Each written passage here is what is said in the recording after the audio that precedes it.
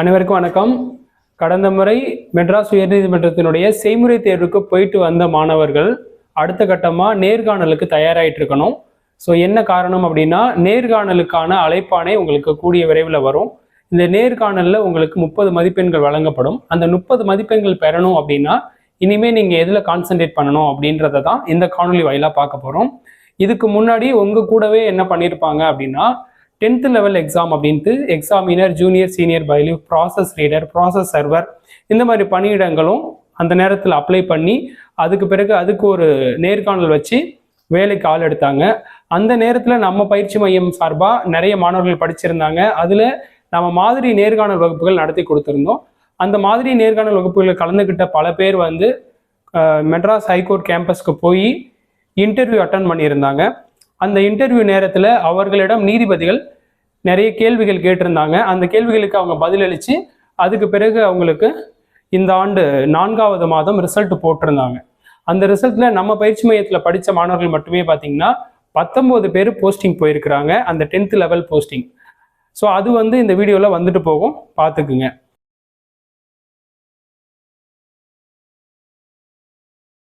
So அவங்களுடைய ஒரு அனுபவம், அவங்க நேர்காணலுக்கு போன பொழுது அங்கே இருக்கக்கூடிய நீதிபதிகள் அவர்கள்ட்ட என்னென்ன மாதிரியான தலைப்புகள்ல இருந்து கேள்வி கேட்டாங்கிறத தொகுத்து இந்த ஒரு காணொலியில் கொடுத்துருக்குறோம். இது வெளிப்படையாக பார்க்க தான் சில டாபிக்ஸ் மாதிரி தெரியும், ஆனால் இது உள்ளுக்குள்ள ரொம்ப நுணுக்கமான கேள்விகள் இடம்பெறும். அந்த கேள்விகள் எல்லாம் உங்களுக்கும் பயனுள்ளதாக இருக்கணும் அப்படின்னு நினைக்கிறீங்க அப்படின்னா கீழே ஒரு தொடர்பு எண் போகும். அதில் ஆன்லைன் வகுப்புகளாக நேர்காணல் மாதிரி வகுப்புகள் நடத்தி கொடுக்குறோம். அந்த வகுப்புகள் வேணுங்கிறவங்க தொடர்பு கொள்ளுங்க. இப்போ நீங்கள் வீட்டில் இருக்கிறீங்க அப்படின்னா இன்னி வரும் காலகட்டத்தில் உங்களுக்கு ப்ரிப்பரேஷன் ஸ்ட்ராட்டஜி இருக்கணும். இப்போ வந்து நான் ப்ராக்டிக்கல் நல்லா முடிச்சிட்டேங்க, அடுத்தது நான் நேர்காணலுக்கு தயாராகணும், எனக்கு கண்டிப்பாக ப்ராக்டிக்கலை நான் நல்லா பண்ணியிருக்கேன், எனக்கு ஒரு நல்ல ரிசல்ட் வரும்னு ஒரு ஹோப் இருக்குது. ஸோ அதனால் கண்டிப்பாக எனக்கு நேர்காணல் நான் போயிடுவேன்ற நம்பிக்கை இருக்குது. ஸோ அப்போ எந்தெந்த டாபிக் ப்ரிப்பேர் பண்ணணும்னு சொல்லுங்கள், நான் ப்ரிப்பேர் பண்ணிக்கிறேன் அப்படிங்கிறவங்க தான் இந்த ஒரு டாபிக்ஸை பார்த்துக்கணும். இப்போ இதுக்கு முன்னாடி நம்மளோட மாணவர்கள் இந்த பரிசோதகர், கட்டளை நிறைவேற்றினர், இதெல்லாம் junior, senior bailiff, process reader, process சர்வர்னு சொல்லுவோம். அந்த பணியிடங்களுக்கு போனவங்கள்ட்ட கேட்ட வினாக்கள் வந்து இந்த தலைப்புகள் தான் மேஜரான தலைப்புகளாக இருந்துச்சு. ஸோ அப்போ இதை பற்றி நான் வந்து ஒரு அறிமுகம் கொடுக்குறேன், அதை பார்த்துக்குங்க. ஸோ அதிலிருந்து உங்களுக்கு நீங்கள் உட்காந்து நோட்ஸ் எடுக்க ஆரம்பிக்கணும். இதை வந்து நேர்காணல் அப்படிங்கிறதுனால நீங்கள் வந்து சாதாரணமாக எடுத்துக்கக்கூடாது. ஏன்னா நேர்காணல் அளிக்கக்கூடிய பதிலுக்கு 30 மதிப்பெண்கள் கொடுக்குறாங்க. அந்த 30 மதிப்பெண்கள் அவங்கள ஜட்ஜ் என்ன பண்ணுறாங்க, இந்த டாபிக்லேருந்து கொஷின்ஸாக அரைஸ் பண்ணி அதுக்கு நீங்கள் பதில் சொல்கிற வகையில் அவங்க கொஷின்ஸ் கேட்க ஆரம்பிக்கிறாங்க, மார்க் போடுறாங்க. இப்போ முதல்ல போகிறீங்க அப்படின்னாலே உங்களுக்கு வந்து சுய அறிமுகம் இருக்கும். கண்டிப்பாக சில பேருக்கு சுய அறிமுகம் இல்லாமல் கூட இருக்கும். அது என்ன காரணம் அப்படின்னா, இப்போ மொதல் ஆளாக உள்ளே வராங்க, 2வது ஆளாக உள்ளே வராங்க ஒரு கேண்டிடேட் அப்படின்னா நீதிபதிகள் என்ன பண்ணுவாங்க, உட்காருங்க உங்களை பற்றி சொல்லுங்கன்னு ஆரம்பிப்பாங்க. அதுவே ஒரு 30-40 பேரை ஒரு ஜட்ஜு மீட் பண்ணுறாரு, நீங்கள் 30வது ஆள் 40வது ஆள் அப்படின்னா அந்த இடத்துல சுய அறிமுகம் கூட இருக்காது, நேரடியாக வினாக்களுக்கே கூட போயிடலாம். இருந்தாலும் சுய அறிமுகம் அப்படிங்கிறதுலேருந்து தான் எல்லா இடமும் ஸ்டார்ட் ஆகும். அந்த சுய அறிமுகம் எப்படி கொடுக்கணும் அப்படிங்கிறதுக்கு ஒரு வரையறை இருக்குது. நம்ம போகிறோம் அப்படின்னோம்னா நம்மளுடைய பெயர், நம்ம எந்த மாவட்டம், எந்த ஊரிலிருந்து வருகிறோம், நம்மளுடைய படிப்பு என்ன, ஒருவேளை நமக்கு பணி அனுபவம் ஏதேனும் இருந்தால் அதை பற்றி கூறலாம், அல்லது நான் படிச்சுக்கிட்டு இருந்தேன் அப்படின்னா படிப்பை பற்றி சொல்லலாம், அல்லது நான் வந்து ஒர்க்கிங் விமனாக இருக்கேன், இல்லை மென்னாக இருக்கேன், இல்லை ஹவுஸ் ஒய்ஃபாக இருக்கேன், அந்த மாதிரி எதையாவது சொல்லலாம். இதுதான் நம்ம குடும்பத்துடைய பேக்ரவுண்டெல்லாம் நம்ம சொல்லக்கூடாது, சொல்ல தேவையில்லை. எப்படின்னா என்னோட குடும்பத்தில் அப்பா அம்மா இப்படி இருக்கிறாங்க அந்த மாதிரிலாம் தேவையில்லை. இதுதான் அதோடைய வரையறை, ஓகேங்க. அதனால பெயர், அதுக்கப்புறம் எந்த ஏரியாவிலேருந்து வரீங்க, உங்களுடைய படிப்பு என்ன, அதுக்கு பிறகு நீங்கள் வந்து இதுக்கு முன்னாடி என்ன பண்ணிட்டு இருந்தீங்க, இந்த பணிக்கு வரது முன்னாடி என்ன பண்ணிட்டு இருந்தீங்க, இந்த ப்ராசஸில் தான் அந்த சுய அறிமுகம் இருக்கணும். ஸோ அதுக்கு பிறகு என்ன பண்ணுறாங்க அப்படின்னா, இப்போ நீங்கள் உங்களுடைய படிப்போ இல்லை இதுக்கு முன்னாடி இதை தான் பண்ணிட்டு இருந்தேன் அப்படின்னோ கேட்குறீங்க அப்படின்னா, ஒரு உதாரணத்துக்கு இதில் வந்து நிறைய இருக்குது. நான் ஒரு உதாரணத்துக்கு என்ன சொல்கிறேன் அப்படின்னா, கடந்த முறை நமது அந்த 10ஆம் வகுப்பு தரத்திலான மாணவர்கள் போயிருந்தவங்கள்ட்ட என்ன கேட்டிருந்தாங்கன்னா, இப்போ நிறைய பேர்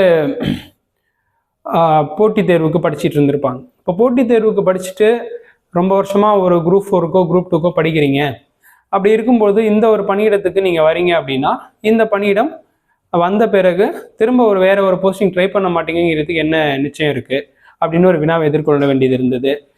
சில பேர் வந்து பார்த்தீங்கன்னா உங்களுடைய அந்த படிப்பு, நான் வந்து இப்போ பிஎஸ்சி கம்ப்யூட்டர் சயின்ஸ் படிச்சிருக்கேன்னு ஒருத்தர் சொன்னாலோ, இல்லை பிஎஸ்சி அக்ரி படிச்சிருக்கேன், இல்லை பி இன்ஜினியரிங்கில் சிவில் படிச்சிருக்கேன்னு சொல்கிறாங்க அப்படின்னால என்ன ஆகிடும் அப்படின்னா அந்த துறை சார்ந்து அவங்கள்ட்ட அந்த துறை சார்ந்த வினாக்களும் போயிடும். அதுதான் வந்து என்னன்னா உங்களுடைய துறை சார்ந்த அறிவுல நீங்க எந்த அளவுக்கு இருக்கீங்கன்றதையும் செக் பண்ணிடுவாங்க அடுத்த கட்டமா. அதனால நீங்க பதில் சொல்லும் பொழுது உங்கள் துறை சார்ந்து ஏதாவது சொல்றீங்க அப்படின்னா அந்த துறை சார்ந்து உங்களுக்கு எந்த அளவுக்கு வச்சிருக்கீங்கிறத ஒருவேளை இப்போதைக்கு மறந்துருந்தீங்கன்னா கூட இனிமே உட்காந்து ரிவிஷன் பண்ணி வச்சுக்கோங்க, அது உங்களுக்கு ஹெல்ப்ஃபுல்லா இருக்கும்.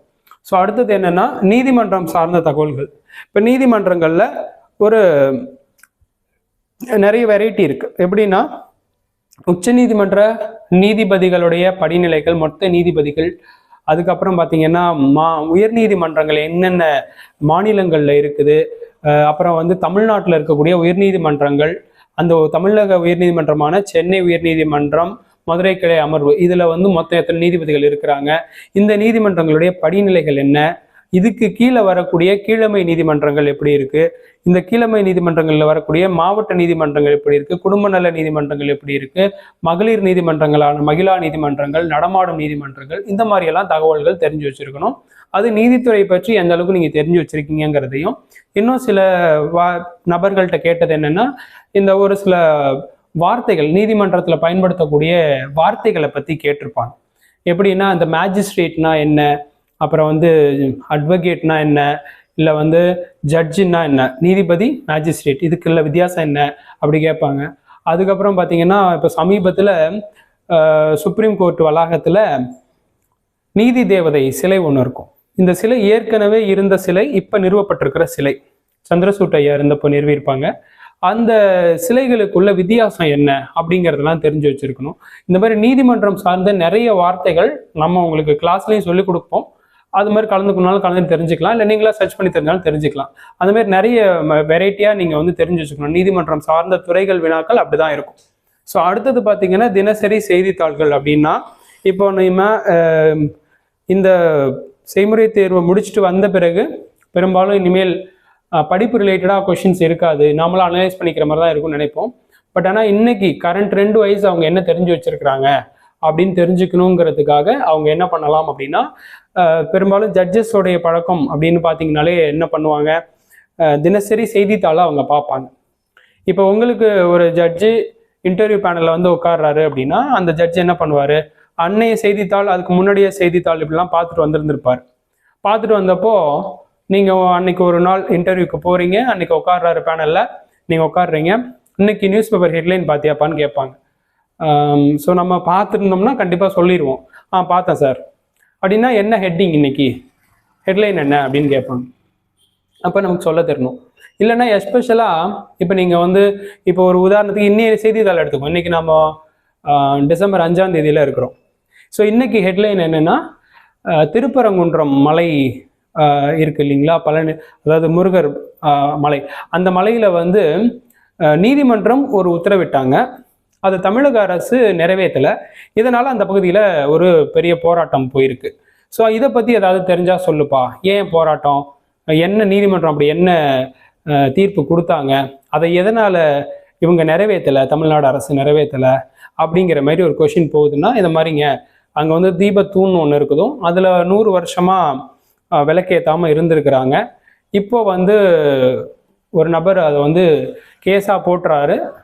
அதில் உயர்நீதிமன்ற அமர்வு என்ன பண்ணுறாங்க, தீர்ப்பு கொடுக்குறாங்க. சுவாமிநாதன் ஐயா தலைமையில் ஒரு தீர்ப்பு கொடுக்குறாங்க. அந்த தீர்ப்பில் என்ன சொல்லியிருந்தாங்கன்னா, ஓகே இந்த வருஷம் நீங்கள் அந்த தீபத்தூணில் விளக்கேற்றிக்கலான்னு சொல்கிறாங்க. ஸோ அதனால் அந்த கோவில் நிர்வாகத்தை சேர்ந்தவர்கள் அந்த தீபத்தூணில் விளக்கேற்றலாம் அப்படின்னு போகிறாங்க. அப்போ போலீஸ்காரங்க இது வந்து 100 ஆண்டு காலமாக ஏற்றப்படாமல் இருந்த ஒரு பகுதி, இந்த பகுதியில் ஏற்றுவது என்பது அங்கு இருக்கக்கூடிய அந்த திருப்பரங்குன்றம் மலைப்பகுதியில் இருக்கக்கூடிய அந்த சிக்கந்தர் தர்கா அப்படின்னு ஒன்று இருக்குது, அதுக்குலேருந்து ஒரு 20 மீட்டர் டிஸ்டன்ஸ், 15 to 20 மீட்டர் டிஸ்டன்ஸில் தான் இருக்குது. ஸோ அதனால் ஏற்கனவே அங்கே சிக்கந்தர் தர்காவுக்கும் திருப்பரங்குன்றம் மலையில் இருக்கக்கூடிய இந்து கடவுள், இது ரெண்டுக்கும் இடையில ஒரு சின்ன கான்ட்ராவர்சி இருக்குது. ஸோ அதனால் இப்போ ஏற்றுனோம்னா 100 வருஷ பாரம்பரியத்தை உடச்சிட்டு ஏற்றுனோம்னா அங்கே ஏதாவது பிரச்சனை வரும்னு நினைக்கிறாங்க. ஸோ அதனால் வேணான்னு இவங்க கவர்மெண்ட் வந்து 144 தடை உத்தரவு அந்த மாவட்ட ஆட்சியர் மூலமாக போட்டு தடுத்தாங்க. கோவில் நிர்வாகத்தை சேர்ந்தவங்க ஏற்றணும்னு நினச்சாங்க, அவங்கள உள்ள நுழைய விடலை. ஸோ அதனால அந்த கலவரம் வந்துச்சுங்கய்யா அப்படின்னு நம்ம சொல்லணும். ஸோ அப்போ இது மாதிரி அந்த ஏரியாவில் இப்போ சமீபத்தில் உயர்நீதிமன்ற தீர்ப்போ அல்லது மாவட்ட நீதிமன்றங்களுடைய தீர்ப்போ, நீங்கள் எல்லாருமே வேறு வேறு மாவட்டத்தை கூட சேர்ந்தவங்களா இருக்கலாம், உங்கள் மாவட்டத்தில் ஏதாவது ஒரு ஃபெமிலியரான கேஸ் ஒன்று போயிருக்கலாம். அது ஒரு பப்ளிக் இன்ட்ரெஸ்டட் கேஸாக இருக்கணும். பர்டிகுலராக யாராவது ஒரு பர்சனை மீன் பண்ணுற கேஸாக இருக்காதுங்க, பப்ளிக் இன்ட்ரெஸ்டட் கேஸாக இருக்கும். அந்த மாதிரியான கேஸ் டீட்டெயில்ஸ் எல்லாம் நீங்கள் தெரிஞ்சு வச்சுருக்கீங்களான்னு கூட செக் பண்ணுவாங்க. ஸோ அந்த மாதிரி இதுக்கு வரும். ஸோ அப்போ நீதிமன்றம் சார்ந்த தகவல் அப்படிங்கிறது தினசரி தகவல்ல இருந்தும் நீங்கள் தெரிஞ்சுக்கிற மாதிரி இருக்கும். அதனால நீங்கள் தினசரி செய்தித்தாள்கள் படிக்கிற பழக்கத்தில் இருக்கணும். ஒருவேளை உங்களுக்கு அந்த பழக்கம் இல்லைன்னா, நாம தினசரி செய்தித்தாள்களை காலையில் 6:15க்கே டெய்லி நடத்தி கொடுக்குறோம். அந்த வகுப்புல வேணுன்றவங்களும் ஜாயின் பண்ணிக்கலாம். ஸோ அதுக்கப்புறம் பார்த்தீங்கன்னா சமயோஜித வினாக்கள்னு இருக்கும். இந்த வினாக்கள் வந்து ஆன் த ஸ்பாட்ல அவங்களா ஏதாவது ஒரு சுச்சுவேஷனை கிரியேட் பண்ணுவாங்க. ஸோ அந்த சுச்சுவேஷன்ஸ்க்கு நீங்கள் எப்படி ரெஸ்பான்ஸ் பண்ணுறீங்க அப்படிங்கிற மாரி பார்ப்பாங்க. ஸோ அதை பொறுத்து அந்த பணியை உங்களுக்கு கொடுக்க வாய்ப்பு இருக்கும்.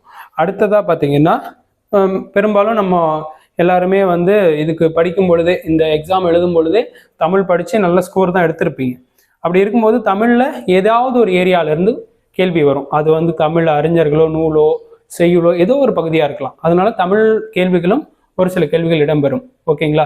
ஸோ அப்போ இதுதான் வந்து உங்களுக்கு நேர்காணலுக்கு நீங்கள் தயாராக வேண்டிய தலைப்புகள் அப்படிங்கிறது. ஸோ இதில் நீங்கள் வெல் ப்ரிப்பேர்டாக இருந்தால் தான் இத்தனை தூரம் நீங்கள் கடந்து வந்திருப்பீங்க. ரிட்டன் எக்ஸாம் முடிச்சுட்டு ரொம்ப நாள் வெயிட் பண்ணி அதுக்கப்புறம் சிவி போயிட்டு வந்தீங்க.